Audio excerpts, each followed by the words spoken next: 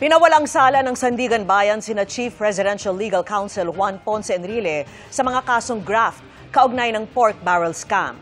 Yan din ang hatol sa dating Chief of Staff niya na si Attorney Gigi Reyes at sa negosyanteng si Janet Napoles. Nakatutok si Jonathan Andal. Matapos ang mahigit isang dekadang investigasyon at paglilitis, absuelto si Chief Presidential Legal Counsel Juan Ponce Enrile sa lahat ng natitirang graft case niya kaugnay ng paggamit ng kanyang pork barrel noong senador pa siya. Nakakonfine sa ospital ang 101 years old na si Enrile, kaya dumalo siya sa pagbasa ng hatol via Zoom. Absuelto din ang kanyang Chief of Staff noon na si Attorney Gigi Reyes at ang negosyanteng si Janet Napoles sa 15 counts ng graft. Si Reyes na nasa courtroom kanina napaiyak at yumakap ng mahigpit sa kanyang kapatid. Sa desisyon ng Sandigan Bayan Special 3rd Division, sinabing bigo ang prosekusyon na ipakitang guilty sila beyond reasonable doubt sa pagbulsa ng sinasabing mahigit 172 million pesos mula sa Priority Development Assistance Fund o PDAF ni Enrile na idinaan sa mga non-government organizations o NGO ni Napoles. Sabi ng korte, inakusahan sina Enrile ng evident bad faith o masamang intensyon o kaya ay manifest partiality o halatang pagkiling, mga elemento para sabihing graft ang kanilang ginawa. Pero hindi raw ito napatunayan sa iprenesentang mga liham ni Enrile kung saan hinihingi lamang niya ang pag-release ng kanyang PDAF. Sa ibang liham, naglista lamang si Enrile ng mga proyekto na ibabangga sa kanyang PDAF pero wala siyang binanggit na NGO. Hindi rin daw napatunayan na humingi o tumanggap si Enrile ng mga kickback mula sa kanyang PDAF kapalit ng kanyang sinasabing pag-endorso umano sa mga NGO. Hindi raw nasuportahan ang aligasyon sa testimonya ng testigo ng prosekusyon na makapag-uugnay sana kay Enrile sa pagtanggap ng kickback. Bagamat sinabi rin ni Ruby Tuason na nag-deliver siya ng pera para kay Enrile, kulang naman sa detalye ang kanyang testimonya kung magkano, para sa anong proyekto, petsa at lokasyon kung saan ito tinanggap ni Reyes. May pagkakaiba rin daw ang mga testimonya ni Tuason at ng whistleblower na si Ben Hurluy, kaya nabahiran daw tuloy ng duda ang mga testimonya ng dalawa. Sinabi rin ni Loy na hindi niya kailanman nakilala si Enrile, di niya ito nakita sa opisina ni Napoles at hindi niya nakita ang anumang pag-deliver ng kickback sa dating senador. Sabi rin ng Sandigan Bayan, umamin si Loy na pineke nito ang ilang liquidation documents, pati ang pirma ni Jose Antonio Evangelista, kapwa-akusado at dating Deputy Chief of Staff ni Enrile. Unanimous ang desisyon ng tatlong mahistrado ng Sandigan Bayan na nag-absuelto kina Enrile. Pirmado ito ni na Associate Justice Ronald Moreno, Arthur Malabagyo at Juliet Manalo San Gaspar ng Sandigan Bayan Special 3rd Division. Bukod kina Enrile, Reyes at Napoles, absuelto rin ang ilan pang co-accused nila na staff ni Enrile, mga opisyal ng DBM, Technology and Resource Center at ibang pribadong individual. Sa isang pahayag, nagpasalamat sa Diyos si Enrile sa anyay vindication sa kanya. Nagpasalamat din siya sa mga maestrado ng Sandigan Bayan na masusi raw pinag-aralan ng mga ebidensya at patas na nilitis ang kaso. Wala ring ipinataw na civil liability kina Enrile at Reyes at sa iba pang akusado. Pero si Napoles at ang iba pa pinatawan ng civil liability na abot sa 338 million pesos. Batay kasi sa mga ebidensya, napatunayang si Napoles ang tunay na may-ari at may kontrol sa mga NGO na nakatanggap ng pondo ng gobyerno. Para sa GMA Integrated News, Jonathan Andal, nakatutok 24 oras. Mga kapuso, tuloy-tuloy ang pangangalampag at mga kilos protesta ng iba't ibang grupo para wakasan ang katiwalian at mapanagot ang mga sangkot. Kabilang riyan ang ilang estudyante mula sa mga universidad. Live mula sa EDSA Shrine, nakatutok si Jamie Santos. Jamie! Emil, hindi pa rin humuhupa yung galit ng mamamayan laban sa mga sangkot umano sa korupsyon sa pamalahan. Kaya naman hanggang ngayon patuloy ang kanilang panawagan na panagutin at ikulong ang mga itinuturong responsable sa pangungurakot sa kaban ng bayan. Kulong na yan, mga kurakot! Kulong na yan, mga kurakot! Nag-walk out sa klase ang mga estudyante ng Rizal Technological University o RTU para iprotesta ang anilay mabagal na aksyon ng gobyerno sa katiwalian. Huwag tayong matahimik dahil ang boses ay nasa atin, nasa kabataan po. Hiling rin nila sa Anti-Money Laundering Council na ilabas ang mga pangalan ng mga sangkot at ang kanilang mga yaman. Nagmarcha rin ang mga estudyante ng UP Diliman. Nagpakita sila ng malaking sabina para kay Pangulong Bongbong Marcos, pantapat sa sabinang ipinadala ng pulisya sa kanilang Student Council Chairperson na nakiisa sa mga protesta noong September 21. Hindi kami natakot sa simpleng subpina lamang ng Raymeng Marcos Duterte, pero mas lalo kaming tumatapang, mas lalo namin gagawin yung paninindigan namin na labanan, singilin ang lahat ng korap. Nagtipon-tipon din ang iba't ibang grupo sa EDSA Shrine tulad ng nakagawian kada Biyernes para ipanawagan, ikulong ang mga nagpapahirap sa taong bayan. Kasabay nito ang mga pagkilos sa iba pang lugar sa bansa para igiit din ang pagpapanagot sa mga sangkot sa katiwalian sa flood control projects at pagbabalik ng mga ninakaw nila sa kaban ng bayan. Wala sanang mahirap kung walang nangungurakot. Na kailangan natin magkaisa this time kasi kailangan na pong mabuhay o magising ng bawat mamayan na hindi na to inuulit-ulit. Pinaglalaruan na po tayo ng gobyerno. Habang pinagtatawanan nila tayo, yung hirap natin, yung mga pagod natin, ginagamit nila kung saan-saan lang. Babalik-balik tayo dito hanggat hindi na satisfy yung gusto natin. Gusto natin ng agad-agarang may makita tayong resulta. Pagpapakulong, di ba? Simpleng hiling ng mga tao, may managot, may makulong, at makuha natin yung atin. Emil, layon daw ng mga kilos protestang itong nagsisilbing paghahanda at pagpapatindi ng malakihang rallying inaasahan sa darating na November 30. At yan ang latest mula rito sa EDSA Shrine. Balik sa iyo, Emil. Maraming salamat, Jamie Santos. Ibinasura ng pre-trial chamber ng International Criminal Court o ICC ang pagkwestiyon ng kampo ni dating Pangulong Rodrigo Duterte sa jurisdiksyon ng korte. Sa argumento ng kampo ni Duterte na hindi sakop ng ICC ang Pilipinas dahil kumalas ito sa Rome Statute noong 2019, ipinunto ng pre-trial chamber na November 1, 2011, sumali ang Pilipinas sa ICC. At February 8, 2018, nagsimulang mag-imbestiga ang ICC prosecutor. Dahil state party ang Pilipinas, sa mga panahon na yon, iginit ng ICC na sakop ng jurisdiksyon nito ang alegasyong crimes against humanity laban kay Duterte na nangyari sa mga panahong yon. Bukod dyan, kahit kumalas na ang Pilipinas sa Rome Statute, patuloy itong nakipag-ugnayan sa korte, gaya ng paghiling ng gobyerno ni Duterte na ipagpaliban ang investigasyon noong November 2021 at pakikipag-ugnayan ng kasalukuyang administrasyon kaugnay ng pag-aresto kay Duterte nitong Marso. Sinisika pa naming kuna na pahayag ang kampo ni Duterte. Ikinatuwa naman ng pamilya ng mga biktima ng war on drugs ang desisyon dahil mapapahinga na ang anilay paulit-ulit na issue ng jurisdiksyon ng korte. Hinatulang guilty sa kasong acts of lasciviousness ang aktor na si Archie Alemania. Kaugnayan ng umano'y pambabastos at pangmomolestya ni Alemania sa actress-singer na si Rita Daniela. Ayon sa 21 pahinang desisyon ng korte sa Bacoor, posibleng makulong si Alemania ng mula 1 buwan hanggang mahigit 1 taon. Pinagbabayad din siya ng kabuang danyos na 40,000 pesos. Ikinatuwa naman ng kampo ni Rita ang desisyon ng korte lalo't lumaban daw ang aktres at ngayon ay nakuha na ang hustisya. Wala pang pahayag si Alemania.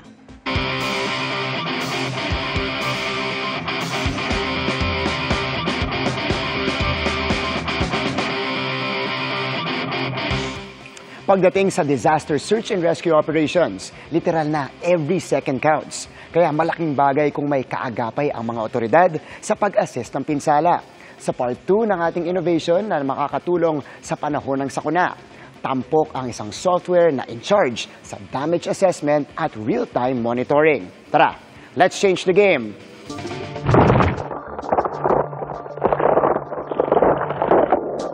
Niyanig ng magnitude 6.9 na lindol ang Cebu sa huling araw ng Setyembre. Nasinundan ng magnitude 7.4 na lindol sa Manay, Davao Oriental nitong October 10. Sa panahon ng sakuna gaya ng lindol, crucial ang 48 hours after the disaster, lalo para sa relief efforts at search and rescue operations. For that, ready na ang REDAS! Short for Rapid Earthquake Damage Assessment System. software na dinevelop ng Philippine Institute of Volcanology and Seismology o PHIVOLCS. Nakaisip kami mag-develop ng tool, parang decision support tool, na right away, pag may nangyari malakas sa lindol, alam na natin kung anong effects. Like saan yung ground shaking, liquefaction, landslide, at ilan yung maaaring mag-collapse na structures. Napupool niya yung data ng PHIVOLCS real time. In the Philippines kasi, we have 125 stations. Parang sa ECG na may mga sensor yan in different places in the country. And yung data na yon nakukuha natin dito sa central office ng PHIVOLCS. And using those information, napaplot natin yung earthquakes. Layo ng PHIVOLCS na maibahagi ang REDAS sa lahat ng lokal na pamahalaan sa bansa. Sa sandali kasing ma-install ang software. Real-time na ang monitoring at may instant notification pa. With REDAS, pag naka-install yan sa mga operation centers natin, sa mga LGUs, nag-grab na siya ng data by itself. Automatic na siya nagda-download. So, magsasalita siya, magwawangwang siya, and then sasabihin there's an earthquake in this place. Mga kapuso, i-explore na natin itong REDAS program. So, unahin muna natin, syempre, yung real-time mode.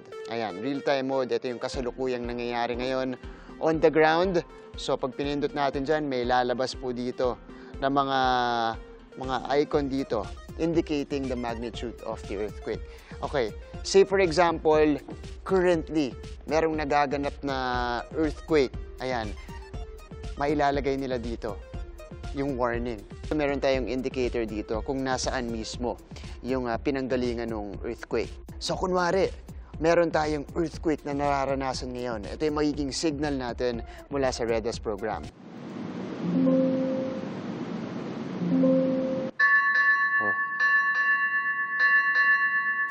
Pwede ring sumailalim sa simulation ang REDAS na kayang magtansya ng impact assessment ng lindol sa isang lugar. At kapag nakapag-simulate na po tayo, syempre kailangan natin ng dataset na pag-aaralan. Okay, dito naman natin ma-access yan. From the tools, ito yung impact assessment tools, ground shaking, dahil yun yung pinag-aaralan natin yung earthquake. So including mga structures, mga bahay, na of course pinoprovide sa atin ng PSA, yung mga given information. Sa ngayon ay halos kalahati na ng lokal na pamahalaan sa bansa ang sumailalim sa kaukulang training para magamit ang REDAS. A software that reinforces our future planning para mas makapaghanda pa tayo sa mga darating na sakuna. Para sa GMA Integrated News, ako si Martin Javier, changing the game!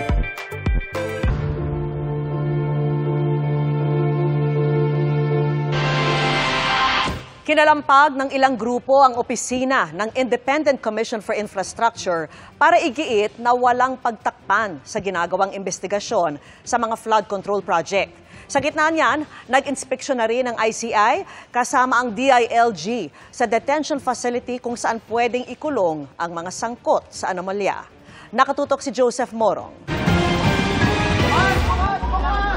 Ikinagulat ng mga bantay ng security ang pagsugod ng ilang grupo sa compound sa Taguig kung saan nag-oopisina ang Independent Commission for Infrastructure o ICI.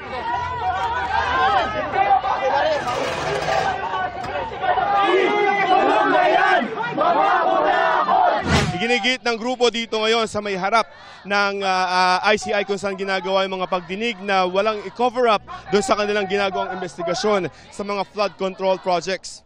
Hindi tayo papayag na mga kontraktor lamang, na mga maliliit, na mga alam nating korap ang mananagot. Nanggigigil na yung taong bayan. Bakit hanggang ngayon wala pa silang nailalabmas na mga pangalan? We respect the right of people to free speech.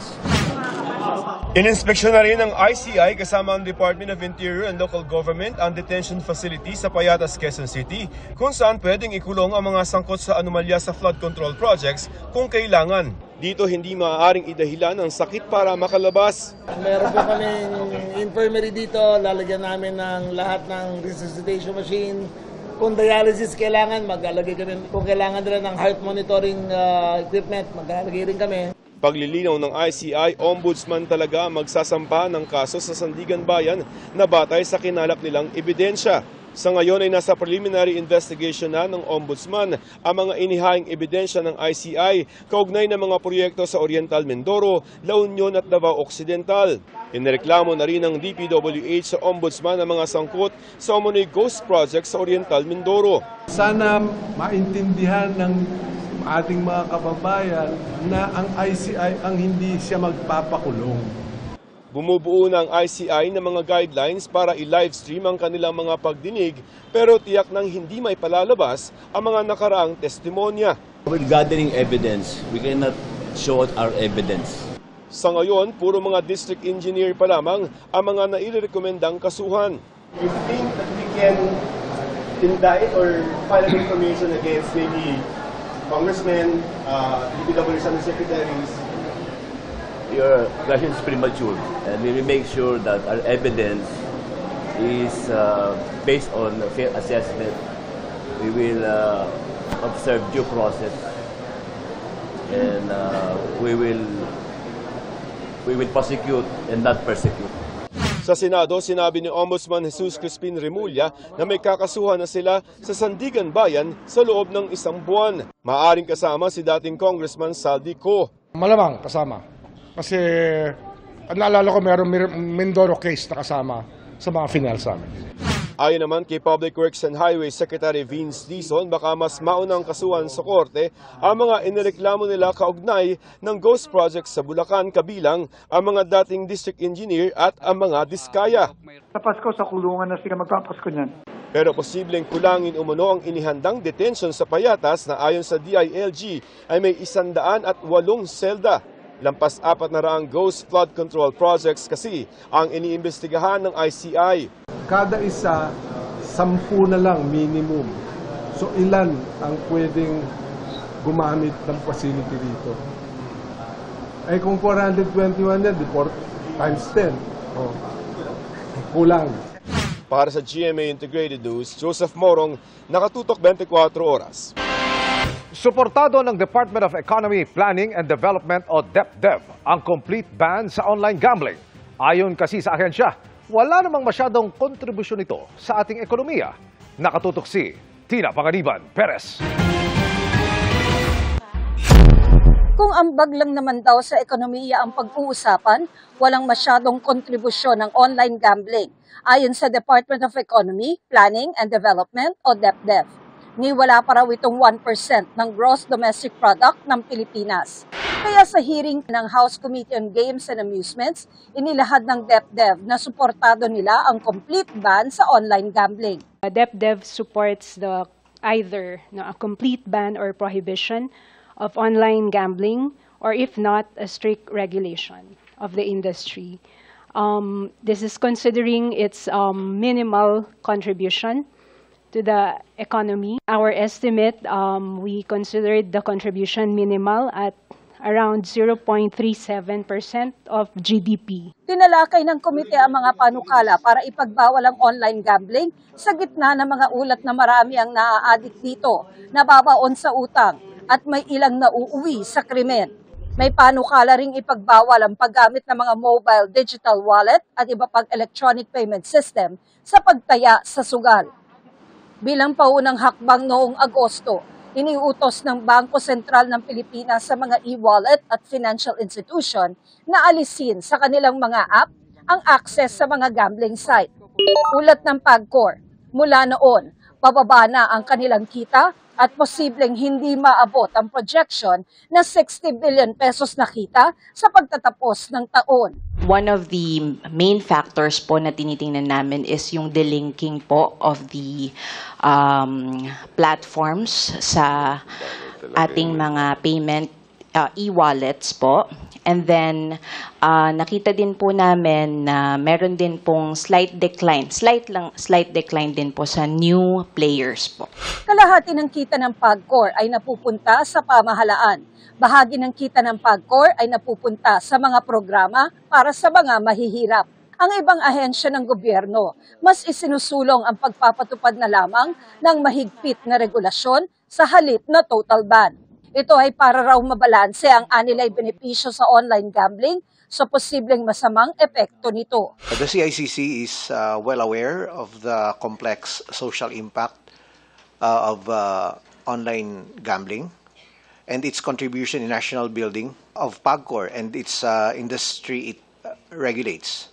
This office proposes regulation, not a total ban of online gambling, subject to strict safeguards. The DOF recognizes the potential economic benefits arising from online gaming or electronic games, provided that this was our submitted position, Mr. Chair, provided that the associated economic and social costs are mitigated through very stringent regulations. The BAR recognizes that there are dangers and social costs attributable to online gambling.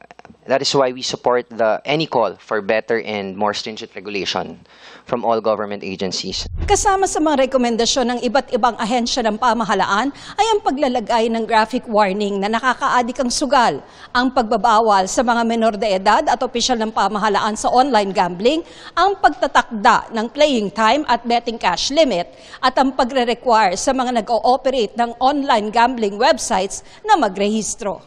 Without the imposition of strict regulatory controls, this platform could easily be exploited for criminal activities and consequently operate beyond the bounds of law. Para sa GMA Integrated News, Tina Panganiban Perez, Nakatutok, 24 Oras. Sa gitna po ng sunod-sunod na pagsubok sa ating bansa tulad ng mga bagyo, dama pa rin ang pagmamalasakit ng bawat isa. Patunay ang suporta nyo sa Operation Bayanihan ng GMA Kapuso Foundation, kaya nakapaghatid po tayo ng tulong sa mga binaha sa Capiz dahil sa bagyong Ramil. Ang paggawa ng mga bamboo furniture sa Barangay Manggoso sa bayan ng Sigma sa Capiz, hindi lang daw kabuhayan kundi tradisyon na para sa mga residente. Sa iba't ibang probinsya pa nga raw nakakarating ang kanilang manggagawa. Si Rosana kumikita ng 500 pesos kada sala set, kaya malaking dagok para sa mga manggagawa tulad niya tuwing may kalamidad gaya ng tumama ang bagyong Ramil sa kanilang lugar nitong Sabado. Dahil sa pagbaha, tigil muna siya sa paggawa matapos makansilang ilang order. Halos lahat ng nangyari namin ng mga sales, standby po talaga. Pagka nag-ano po yung bagyo at saka yung baha dito sa amin, talagang wala po kami makukuha ng makakain namin, tulad ng mga gamit sa mga eskwelahan ng mga bata. Kasi ito po yung aming hanap buhay talaga dito. Kaya sa pagpapatuloy ng Operation Bayanihan ng GMA Kapuso Foundation para sa mga naapektuhan ng malawakang pagbaha sa Capiz, sa Sigma naman tayo nagbigay ng food packs. More or less, nasa 380 mm yung rainfall na binagsak dito sa Capiz. It's equivalent for 1 month na rainfall. Nagpapasalamat kami sa GMA Kapuso Foundation sa pagpunta niyo dito. Kahit papano, isang araw o 2 araw, naibsan po yung gutom ng mga tao dito. Sa kabuuan, 8,000 individual ang ating natulungan sa Sigma at Panitan. Sa mga nais mag-donate, maaari kayong magdeposito sa aming mga bank accounts o magpadala sa Cebuana Luwilier. Pwede rin online via GCash, Shopee, Lazada, Globe Rewards at Petrobank credit cards.